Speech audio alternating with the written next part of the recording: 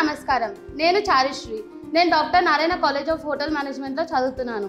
ఇవాళ నేను చేయబోయే రెసిపీ రాజస్థానీ స్టైల్ మక్కీ కి సాజా. ఇప్పుడు మనకు కావాల్సిన పదార్థాలని చూసుకుందాం. కారం, జీలకర్ర, పసుపు, పచ్చిమిరపకాయలు, ఉప్పు, బేకింగ్ సోడా, నీళ్ళు, మక్కీకి ఫ్లోర్.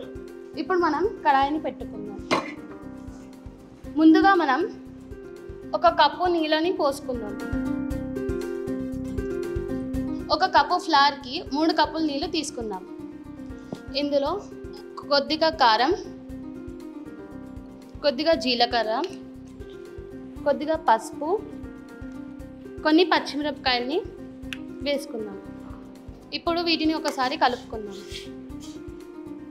అన్నీ బాగా కలిసిన తర్వాత తగినంత ఉప్పు వేసుకుందాం.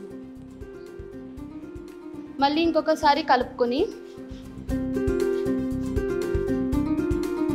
ఇప్పుడు దీని ఒక పొంగు రానిద్దాం. ఇప్పుడు ఇందులో కొద్దిగా బేకింగ్ సోడాని వేసుకుందాం. దీన్ని కూడా ఒకసారి కలుపుకుందాం. కలిసిన తర్వాత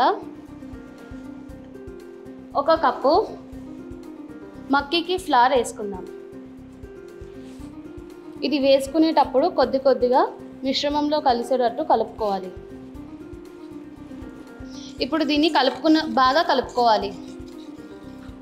కలుపుకునే తర్వాత దీన్ని ప్లేటింగ్ చేసేసుకోవచ్చు. ఇప్పుడు మన మక్కీ కా సాజా రెడీ అయిపోయింది. Thank you.